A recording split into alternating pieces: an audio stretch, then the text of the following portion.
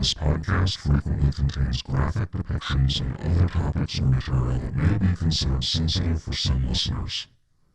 Nightmares, anxiety, and/or difficulty sleeping may ensue. Discretion is advised.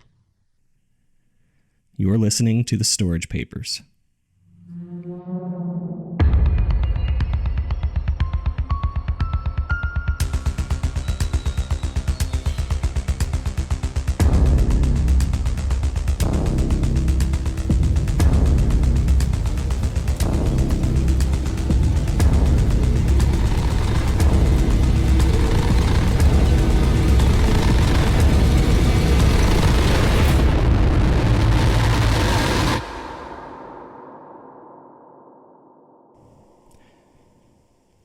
Episode 23, Brianne Scanlon.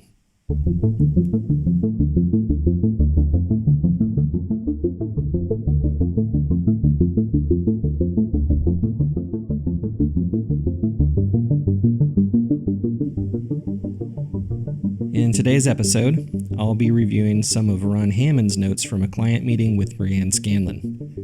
The contents of these notes, in my mind, warranted a direct conversation with Ron for a few reasons, but I'll get to that later. Ron's notes from home visitation of Brianne Scanlon, February 9th, 2016.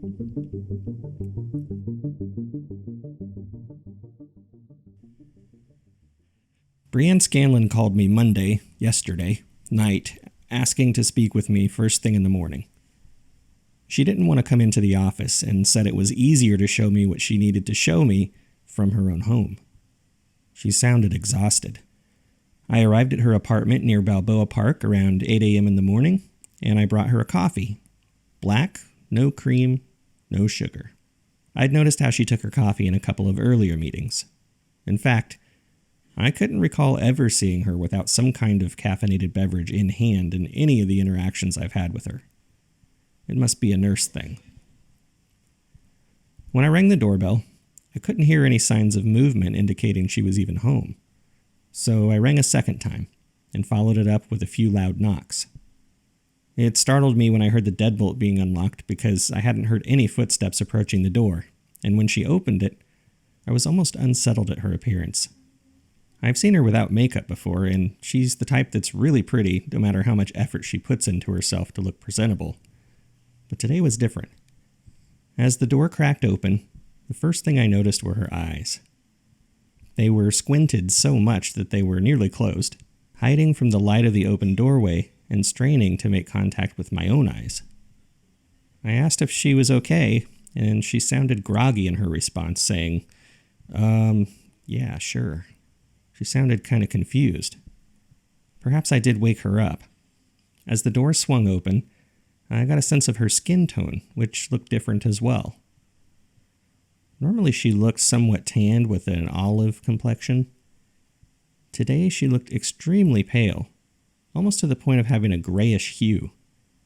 Her hair was knotted, which I noticed as she brought her forearm up against her forehead to shield her eyes from the sunlight coming in through the open door. She had on sweatpants and an oversized t-shirt. I had obviously woken her up.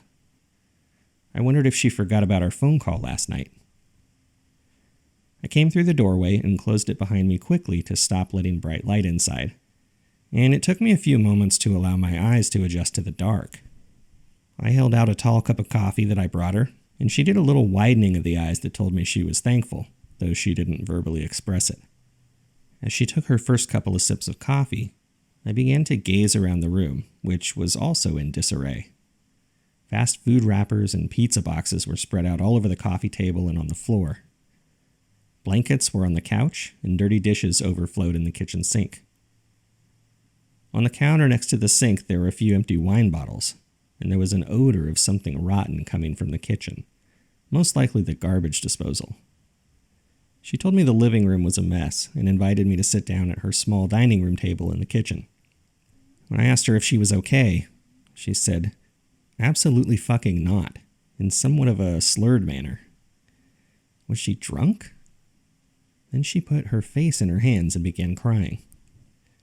I stood back up and walked over to put my hand on her shoulder. Then I asked her what was going on. She said everything and apologized for her inability to maintain composure. So I said, let's take it from the top. What's changed since we last spoke?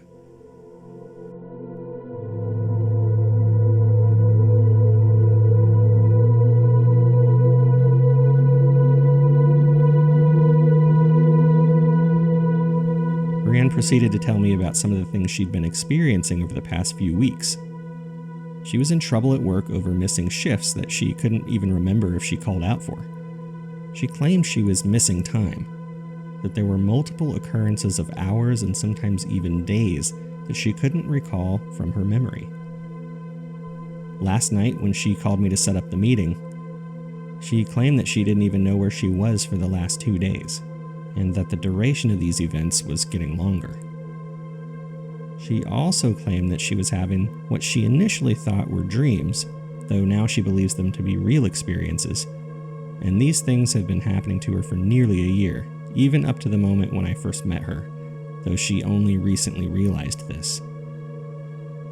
When I asked her what she meant, she said, "For example, I remember being at work at the hospital a little over a year ago. I didn't have this memory until a couple of days ago, though, when I was having one of those dreams. And then all of a sudden, I found myself disoriented while at work, not realizing how I'd gotten to the place I was sitting. I looked down, and in my hand was a USB flash drive. It's almost like I'm finally able to recall actual events that occurred, but only when I'm having these crazy dreams." I knew the answer to this already, but I had to ask. What was on the flash drive? She said that she had downloaded some patient files and medical records, specifically history and prognosis files, surgical and imaging reports, and other testing results including labs, genetic and metabolic testing. Then she explained that another one of those dreams revealed that she had put the medical records onto her own computer at some point. When she went to eject the flash drive in the dream, the date was March 7th, 2015, about 1 year prior to the date that she could actually recall doing this. At first, she said she wasn't certain that these were actual real events, until last night. She claimed that after having one of these dreams that supposedly revealed a real-life memory, she woke up and decided to go to her computer to look for these files that she'd downloaded. Well, she found them, with some additional information as well.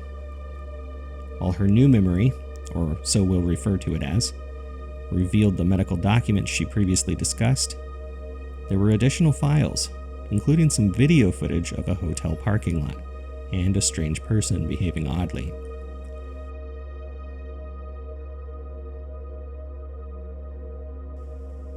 She said she watched until the end of the video, where the individual looked as if his head turned completely around, walked toward the camera, and she believed it was Malcolm.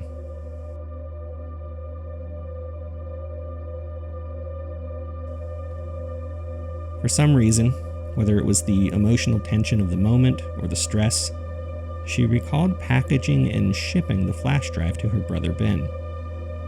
What she didn't recall was whether or not they even discussed it afterwards.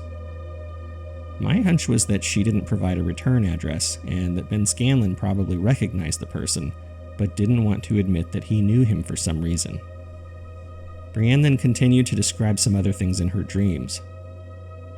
Until about 2 weeks ago, she'd been sleeping in her bedroom, but she'd been having these horrible nightmares where she'd experience intruders in her bedroom at night.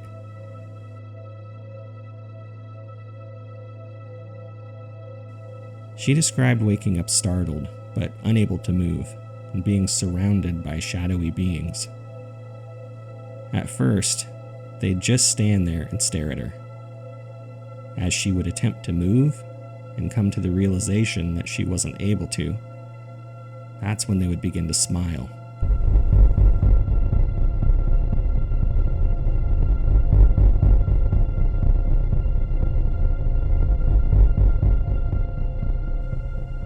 The closer these beings got, the more she could distinguish just a couple of features: their wide grins and their almond-shaped, solid black eyes. The more she would struggle to move, the more entertained they seemed to be, until eventually they would all reach out and start touching her.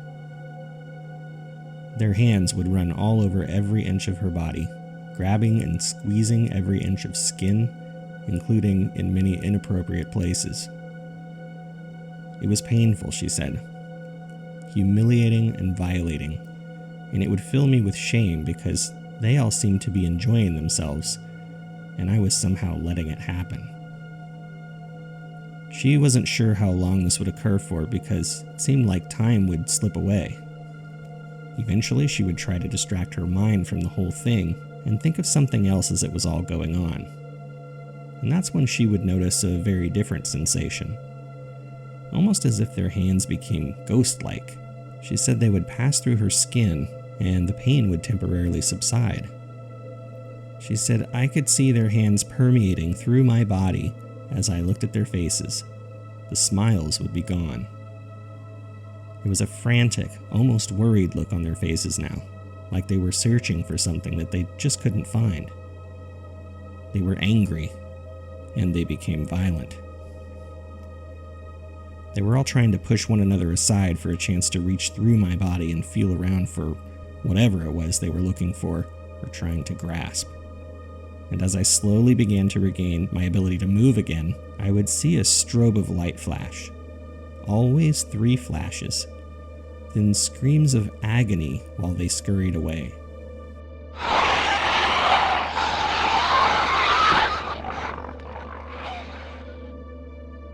It's almost as if I was being protected by this light somehow.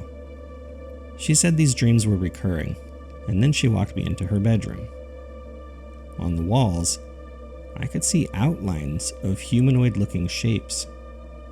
It instantly reminded me of the images in textbooks you see from the Hiroshima and Nagasaki atomic bombs, where the detonation flash permanently created shadows on structures in cement.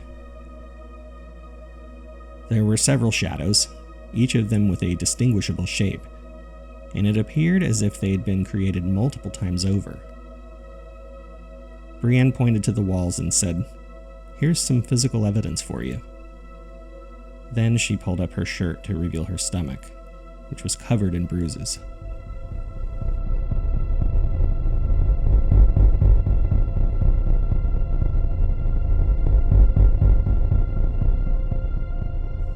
She said, "And there's another effect of the dreams." She looked like she'd been beaten badly. I encouraged her to seek medical attention, but she declined, saying, "That's not the kind of help I need." After lowering her shirt, Brianne led me back to the living room where she laid down and covered up with a blanket. She asked if I wouldn't mind staying for a couple of hours to be there with her while she attempted to get some kind of sleep, and to see if I could witness anything in case one of her supposed dreams happened again. I thought it was actually a pretty good idea, and asked if I could browse through the files on her computer to see if I could notice some kind of pattern or pull a piece of pertinent information out of them. She told me to knock myself out. As I began viewing these files, I realized there were literally thousands of patient records included. I asked if she'd taken a good look at them, but she was already sound asleep. So I decided to make a list of things that I noticed about them, along with some questions for follow-up. Number 1. The medical folders aren't named according to patient name or medical record numbers.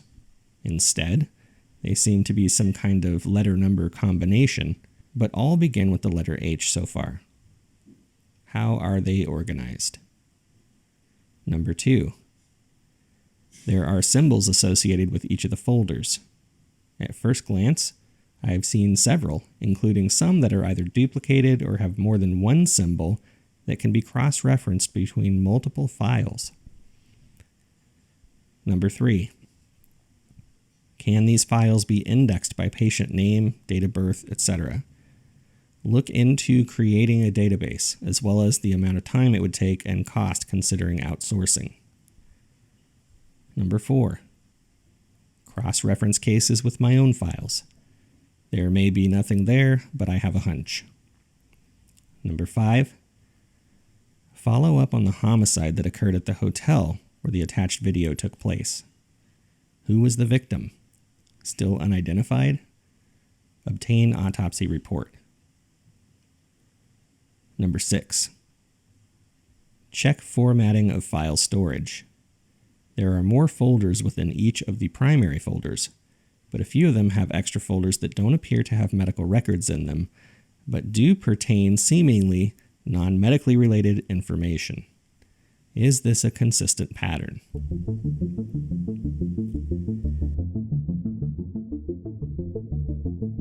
I spent the better part of the afternoon going through these files, not realizing how much time had gotten away from me in the process.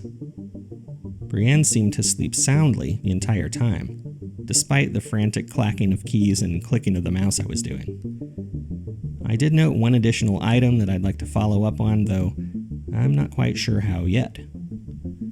There were a total of 7 folders on the drive that were password encrypted, and I know I'm going to need some help unlocking those. The only information I could see without these passwords were the file sizes. They were monstrous. Either they contained a lot of media, pictures and videos, or a shit ton of text-based files.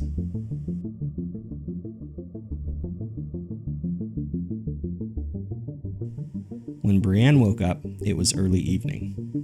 I asked if she knew the passwords for those folders, and she attempted to use a few passwords that she'd created for software and systems at work, but she was unsuccessful. That's the end of Ron's notes from the specific day.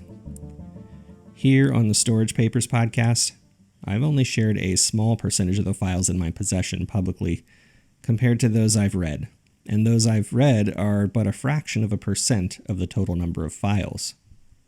After initially reading what I just shared with you, the listeners, I felt compelled to call Ron and ask some questions specific to some other files relating to the medical records mentioned here, as well as the current state of Brianne. Ron shared that he was in touch with Brianne regularly, but her disposition had become rather despondent. Over the last several months, she's fallen into a deep depression. She's had continued trouble at work and is undergoing psychotherapy on a bi-weekly basis. Ron said she's dulled her dreams with medication, convincing herself that they're not real, at least for the time being, until we're able to figure out a way to free her from the oppression of the Grinner, whom she believes is doing all this. I've got to admit, I feel somewhat bonded to Brianne, though I've never met her. While there is more documentation to uncover about who or what the Grinner actually is, Ron shared that over the last few years, he's solicited the help of various priests who are skilled in the rite of exorcism. Some have been successful, at least for a period of time, in relinquishing the Grinner's grasp on Brianne, even if only temporarily. She'd go for a period of weeks and sometimes months without the dreams and visitations. But when she'd start to show real progress, he would return.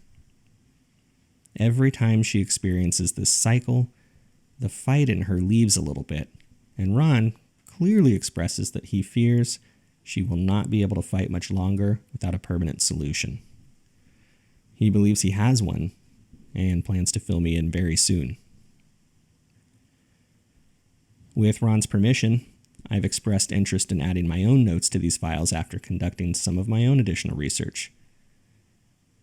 Research regarding the oppressive effects taking place for Brianne.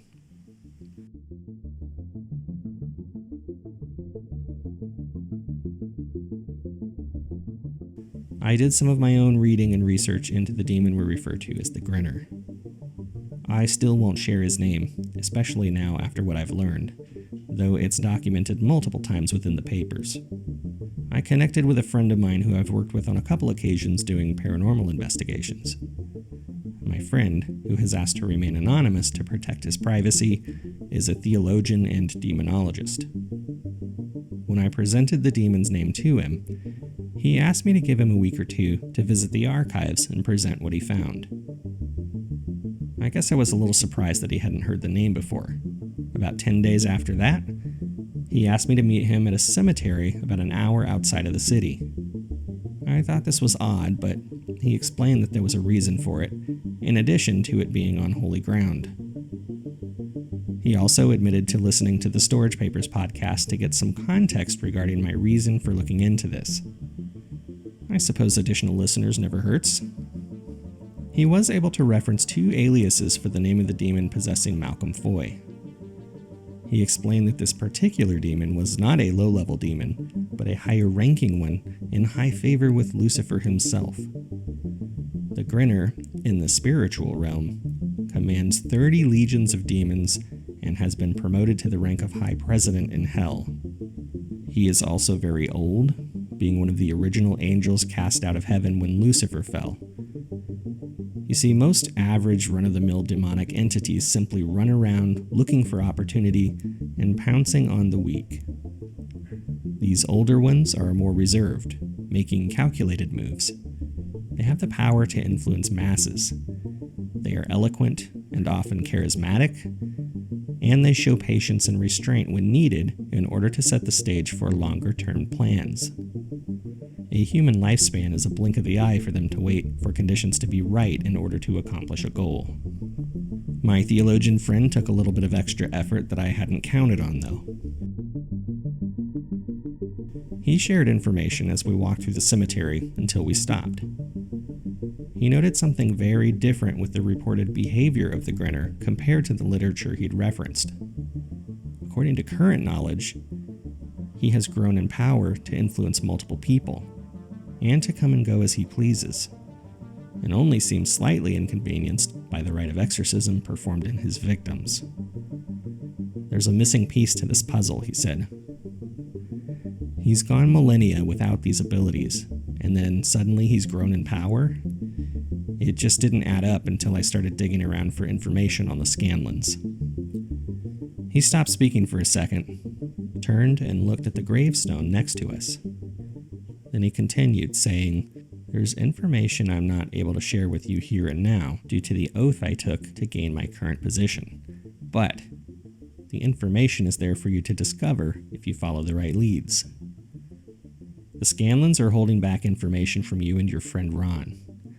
Perhaps even Ron is holding something back. We can't prove this, but it's a theory I've been compiling for a few years now that when Lucifer grants additional power and authority in hell to one entity, an equal amount must be taken away from another entity, or even a group of them, as I fear the case may be with your Grinner. This power, however, has to be earned. Try to think of the ways he interacts with you and the Scanlons. Does he know intimate details about you that nobody else does? Has he exploited your fears?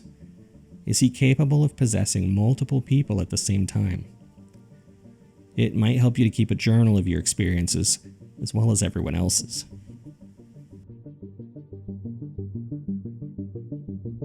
My mind was churning with thoughts about how this additional power and new abilities could be earned, but I couldn't recall finding anything in the papers preceding the information I've already shared. It took a moment, but I noticed him still looking at the headstone. When I turned to look at it myself, I was blown away. It read, "Here lies Melanie Foy, beloved daughter and sister, who gave her life for the cause."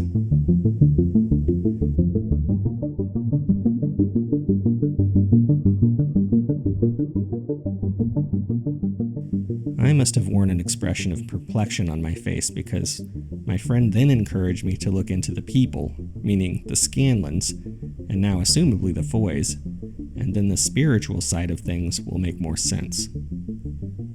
Thought it would have been the other way around.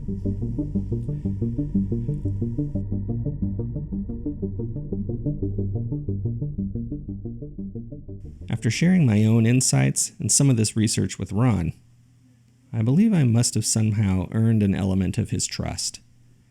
He divulged some major details regarding this plan for dealing with the Grinner.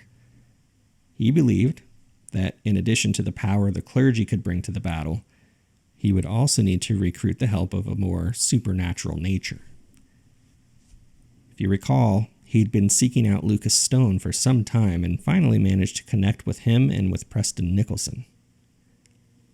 I must admit, his plan sounded batshit crazy, but at the end of the day, all of this stuff really sounds that way. Ron really seemed to be excited to share the details of his plan with me. He was almost giddy. Yet still, I sensed an element of restraint. Perhaps over time he'll become more transparent, and I know what you're thinking, but I can't share details about his plan until we've carried it through. I can say now, though, I feel like I'm officially part of the team, for whatever that's worth, and you won't have to wait long for those details. I asked Ron what the next steps were. He said it's time to pull everyone together.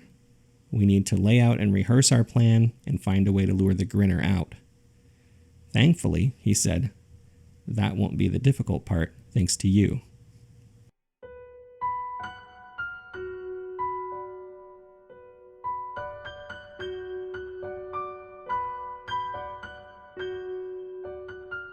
He said he'll send word soon regarding when and where to meet up with everyone.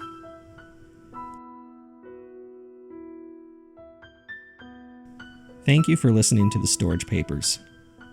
Please visit our website at thestoragepapers.com, where you can find all the latest information about the show, including our social media accounts and other various ways you can connect with us. This episode was written and performed by Jeremy Enfinger. Special thanks to Nathan Lunsford for web design and episode art. Sound effects and music by Zapsplat. Episode music by Cody Ditzenberger. Additional episode music by Kevin MacLeod at incomptech.com, licensed under Creative Commons by Attribution 3.0. I'll be back very soon with another case file for you and some updates from real life things going on present day. Stay tuned.